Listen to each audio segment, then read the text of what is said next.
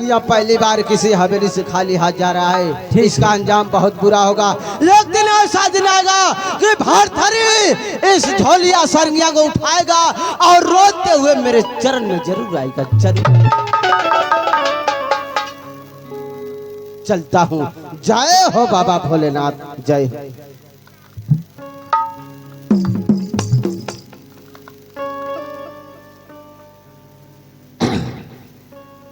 कि एक दिन बुढ़ापा तू हराई ये बाबू हो, एक दिन बुढ़ापा तू हराई, एक दिन बुढ़ापा तू हराई ये बाबू हो, एक दिन बुढ़ापा तू हराई।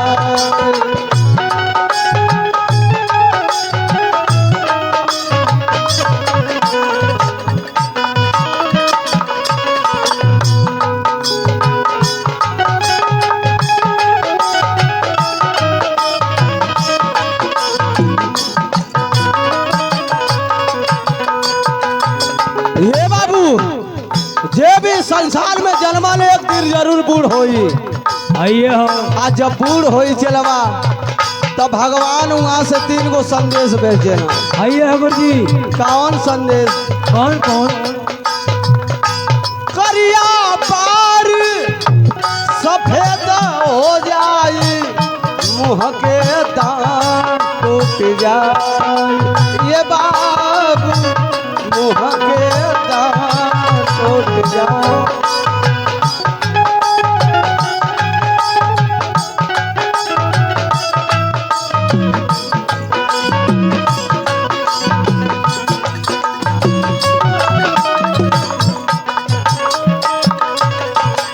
ये बाबू जब इंसान तन सा साई ठेका हल्का सा गाना के तेजी पर ठेका बढ़ेला, जब वार्ता में ठेका एकदम छुप जाए चाहिए। ये बाबू जब इंसान 40 वर्ष के बाद पार होला तो वहां से 3 गो संदेश आवेला। पहला संदेश ही करिया बार सफेद होके लगी तो बुझिया कि हम 40 के पार जाते हैं। पहला संदेश भेजे लो, करिया पार सफेद हो जाए, मुँह के दांत टूट जाए।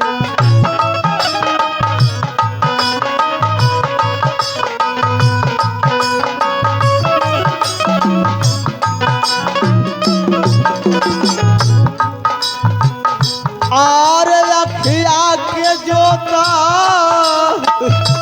ये बाबू आँखी से कम लोग के लगेला 40 वर्ष के बाद।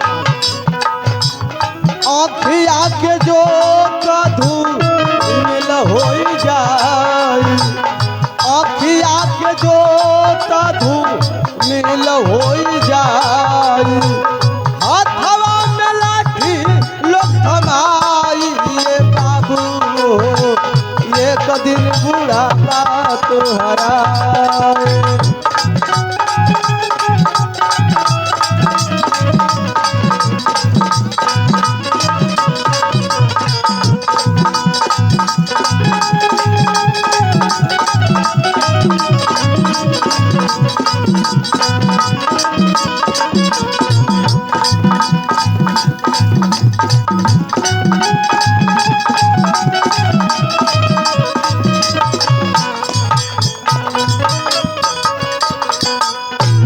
यहाँ ले ठीक है 40 वर्ष के बाद, जब ले इंसान 40 वर्ष के पार करेला तो वही से दुर्गति चालू हो जाले। का होला? क्रिया करम कुल हटिया पकड़ाबा, केहू ना पजरा जाए ए बाबू, केहू ना पजरा जाए।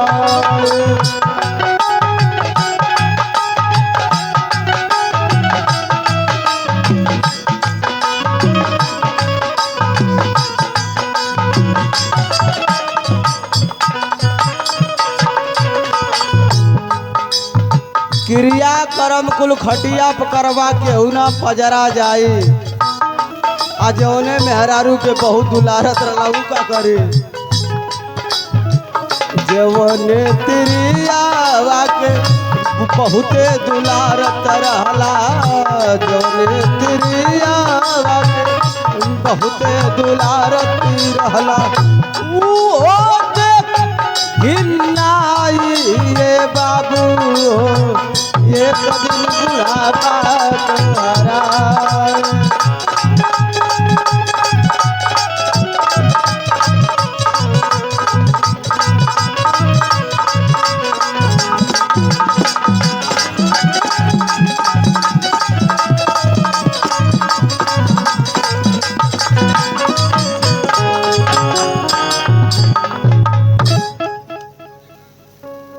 चलता हूँ चलवा तुम गरीब आदमी हो उससे मत छूना ठीक है बाबा गुरुदेव समझा के जा रहा हूँ तुम पर तरस आ रही है हाँ गुरुदेव तो ठीक है चलता हूँ कि हे माटी के ढेला गजब तू हर खेला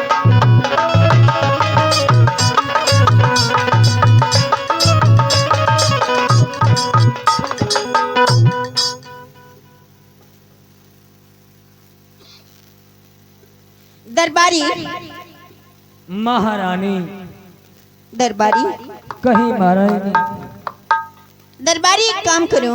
हाँ करवाई क्या? आपे न कल वो काम करो। अरे हरामजादे पूरी बात तो सुन लो पहले। अच्छा का करे के दरबारी काम यही करना है हाँ हाँ कि चौकीरा टांग के गया है छोली सारंगी, हाँ हाँ उसे ताला लॉक करो, चलते हैं महल के। चलो ठीक है महारानी। ताला लॉक करो। महारानी बड़का लो गोलका वाला? जो मजबूत हो। अच्छा गोलका वाला? हाँ मजबूत जो हो। मोटका कड़वा वाला? अरे हाँ लगाओ।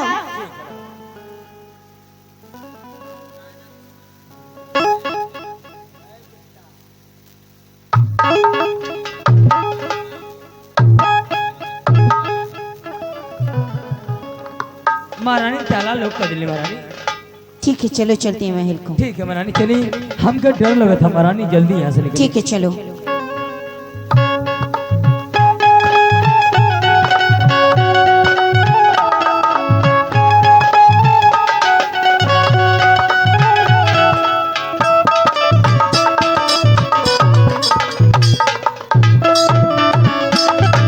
क्या बात है।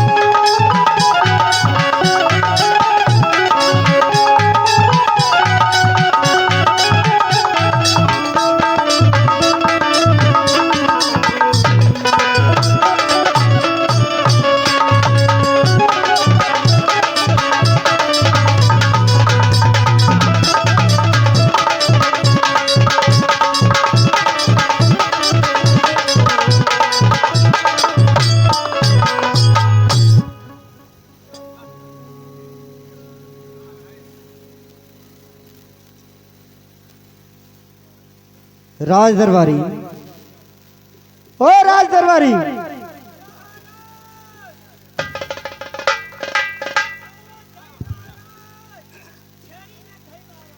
चुप रहो हरामजादे। महाराज की जय हो। महाराज आशीर्वाद हो राज दरबारी। कहिए महाराज। राज दरबारी, हाँ महाराज। धीरे धीरे मेरा चौथापन बीत गया हाँ महाराज। और मैं सोच रहा हूँ क्यों ना यह राजपाट छोड़कर चला जाऊं जंगल तपस्या करने के लिए। हाँ महाराज, आपने उम्र में वेश्या करी। चुप हरामजादे, मैं भक्ति भाव की बातें कर रहा हूँ और तुम हरामजादे वेश्या की बातें कर रहा है। अच्छा, भक्ति भाव करे जाते हैं। हाँ राज दरबारी। हम जाने की वेश्या करे जाते हैं। चुप। क्षमा करी महाराज, क्षमा करी। तो जाओ राज दरबारी, हाँ महाराज। हमारे दोनों बेटे को बुला लाओ, हाँ हाँ, भरथरी और विक्रमादित्य को। अभी बुला रहा हूँ महाराज। जल्द जाओ।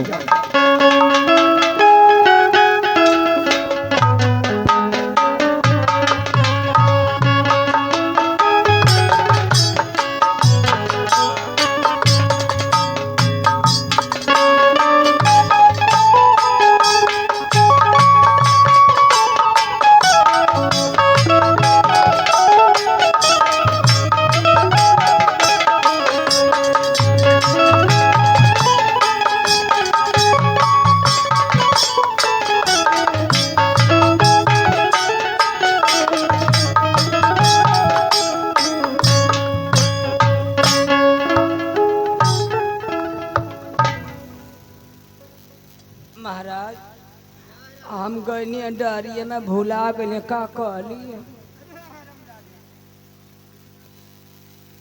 जाओ भरथरी और विक्रमादित्य को बुला लाओ। अच्छा राजा, भरथरी विक्रमा हित के चुप। बोला। विक्रमादित्य, अच्छा विक्रमादित्य, हाँ जल्द जाओ बुला लाओ। हम जने की विक्रमा हित के बोला। क्षमा करी महाराज, एगो गीत आपके सुनाई। हमें गीत सुनाओ। हाँ महाराज। सुनाओ राज दरबारी। महाराज बैठी, आप बहुत मगन हो जाए महाराज। बैठी महाराज। महाराज कहला कि जा विक्रमादित्य के, अरे विक्रमादित्य के राजा भरथरी के बोला लिया जाते बोलावे खातिर। महाराज को गीत सुना दे। एक समय मेघुचा बोला था, आईना में घुचो बोला था, वे गीत सुनावे जाते। नहीं बन मुर्गी वाला ना मैं घुचा वाला ला। अरे केसर के गंध लेके महाराज सुनाई ना। अरे केसर के गंध लेके पुरवा चलल रहे।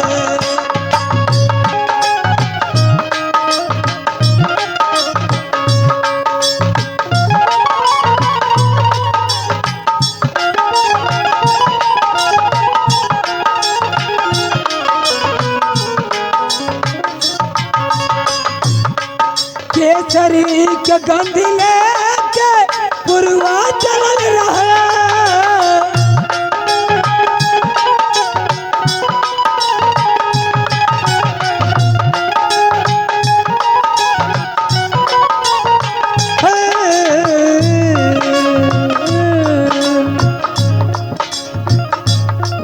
देखली राजा के मुर्गी पे, देखली राजा के मुर्गी पे एगो मुर्गा चढ़ल रहे।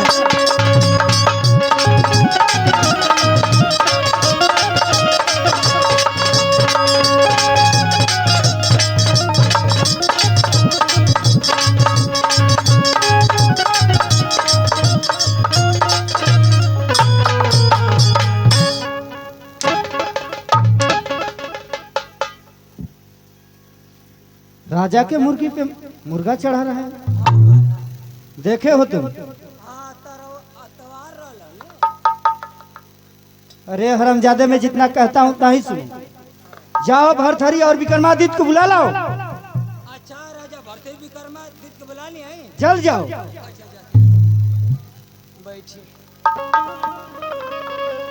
कहिया ई मर जात मुके छुट्टी हो जाती।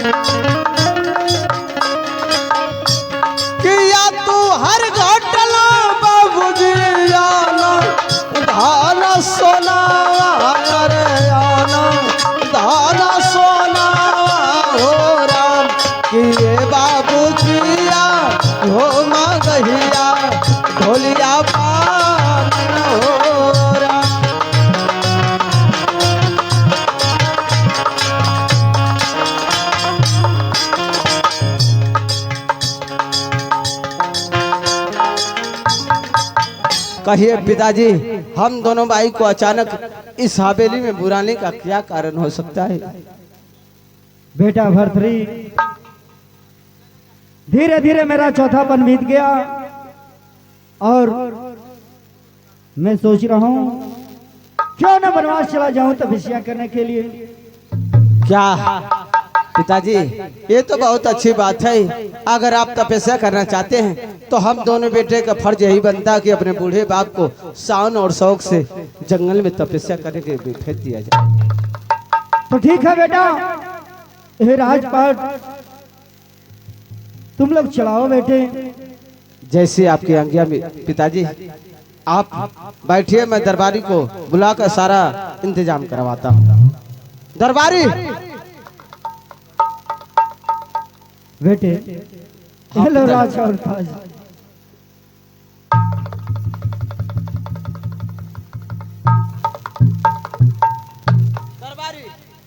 जाओ।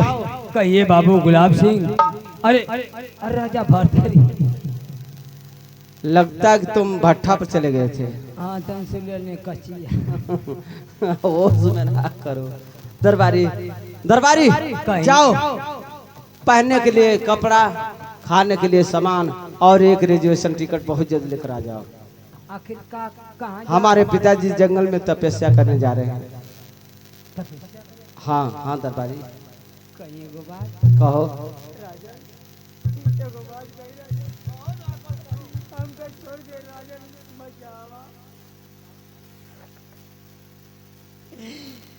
अरे कहता था ये राजा, अरे रंडी बोलती हो। क्या बकवास कर रहा था?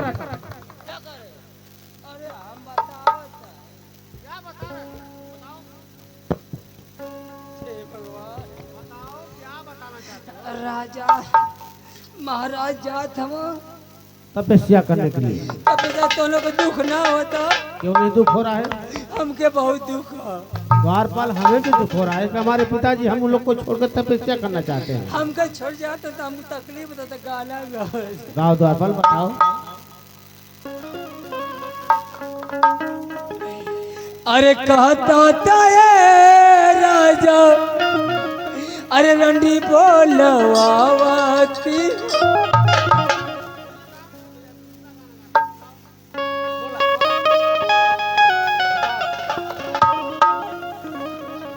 अरे कहता था ये राजन रंडी बोला।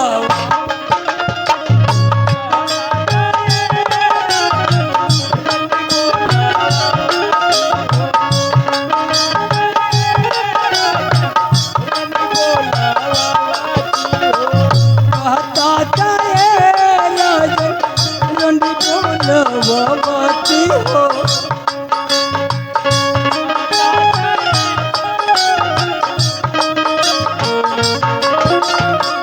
दिन रात पूजवा यही जो तारा।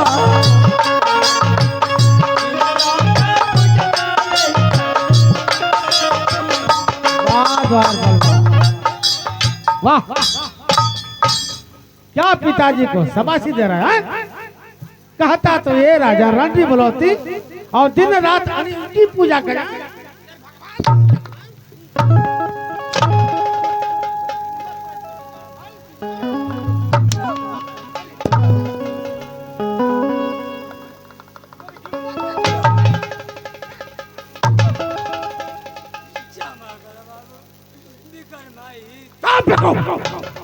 विक्रमादित्य कहा जाता है। हाँ विक्रमादित्य, हम कहने की कहता था ये राजन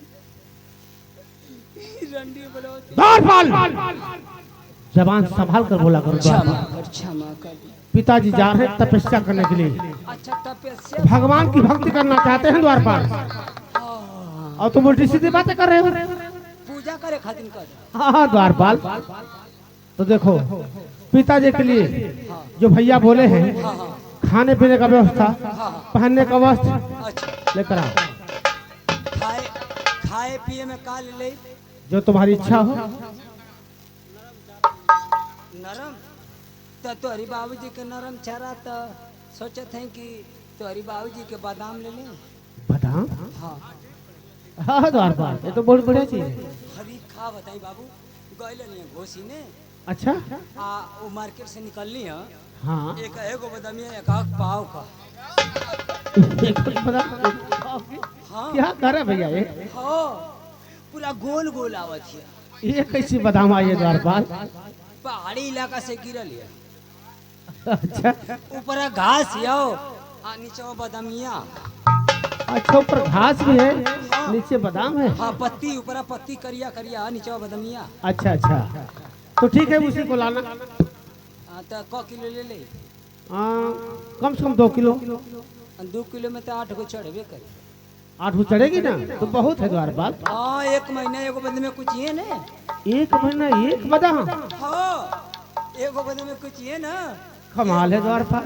1 महीना में एगो बदे में पिए। अच्छा, अगर गाय के दूध ना मिली तो नदी नाला बहुत बहती है, बस पानी निकाल के पी रही है वो घोर के।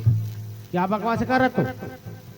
और बदनिया घोरी है ना तो दूध हो जाला। अच्छा ठीक है, बादाम लाओगे और पिताजी के लिए साधारण गेरुआ वस्त्र हाँ, लाओगे गेरुआ, ना? हाँ। जाओ लेकर आओ। जाए लेके आए ना। जाओ।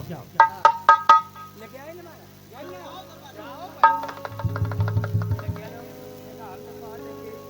बड़ा तकलीफ है बाबू। मतलब तकलीफ ऐसे होता के सर बाबूजी यार तो जंगल में का होई का ना होई।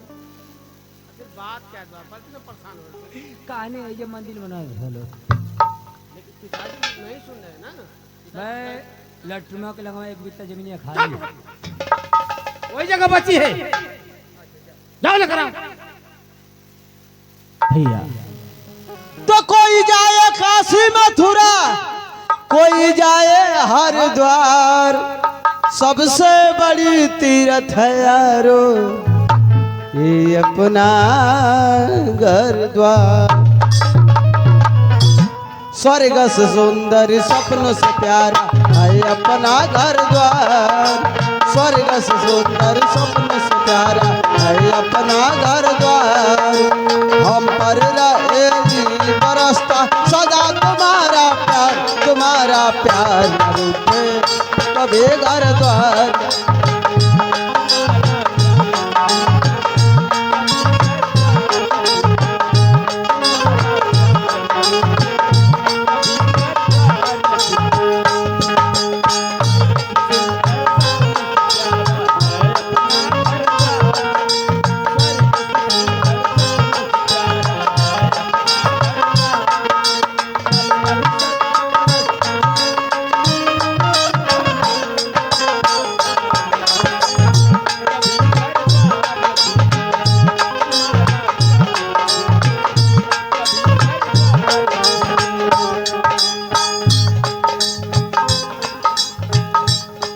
अरे स्वर्ग से सुंदर सपनों से प्यारा है अपनी ससुराल।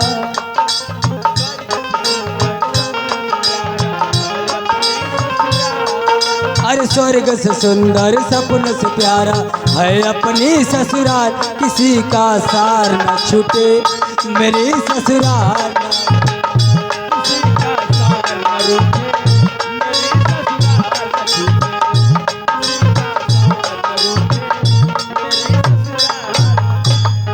द्वारपाल वाह, क्या गीत गा रहा तू? अरे हम सुपर सुपर गाय। वो तो मैं पहले से जानता हूँ, तुम कितने सुपर सुपर गाते हो। तो द्वारपाल, हम लोग यही गीत गा रहे थे। हाँ ये आप लोग गाने वो के दोहरावत रहनी है। अच्छा दोहरा रहे थे, हाँ। जरा फिर से गाओ द्वारपाल, इसे दोबारा गाओ। फिर गाय तो पैसा लगी। पैसा तुम इतना लाया हूँ द्वारपाल, तुम गाते गाते थक जाओगे। गाओ। तो के अटबे ना करिए पर खुद बाबूजी का पैसा चुरा के जुआ खेल। ऐसी कोई बात नहीं है द्वारपाल, ये तुम्हारी गलत फहमी है। मैं कभी जुआ नहीं खेलता, दारू नहीं पीता, मैं कहीं जाता आता नहीं, उल्टा काम नहीं करता हूँ मैं। तुम्हारे सोचने की अलग तरीका है। गाओ। गाई में आई रख नहीं।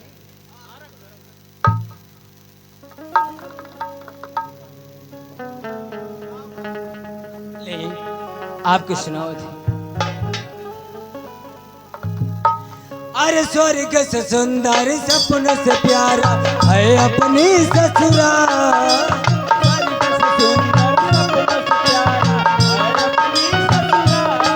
अरे स्वर्ग से सुंदर सपनों से प्यारा है अपनी ससुराल। किसी का सार न छूटे मेरी ससुराल।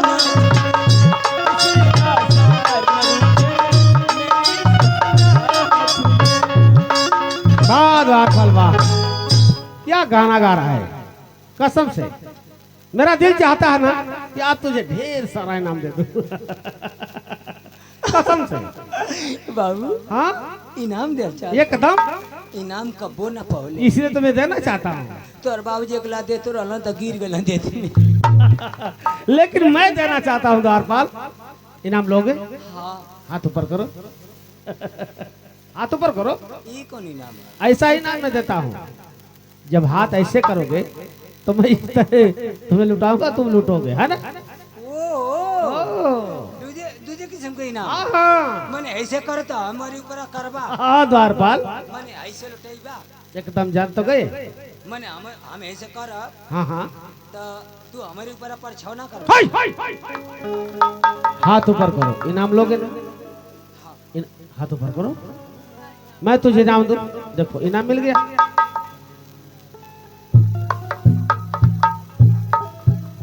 जामुन जेली, जामुन जेली